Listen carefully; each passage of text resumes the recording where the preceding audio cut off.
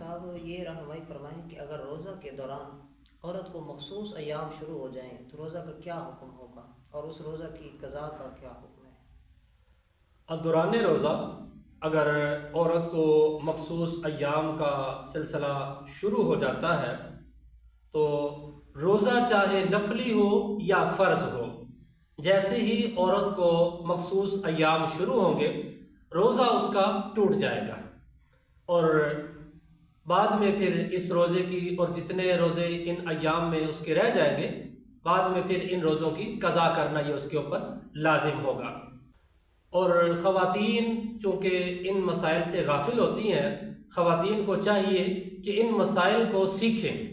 کیونکہ ظاہر ہر عورت کے ساتھ جو بالغ بچیاں ہوتی ہیں ہر ایک کے ساتھ یہ مسئلہ ہے، تو جیسے ہی خواتین کو مخصوص ایام شروع ہوں ان کا روزہ ٹوٹ جاتا ہے، اور بعد میں پھر ان روزوں کی قضا رکھنا یہ خواتین کے اوپر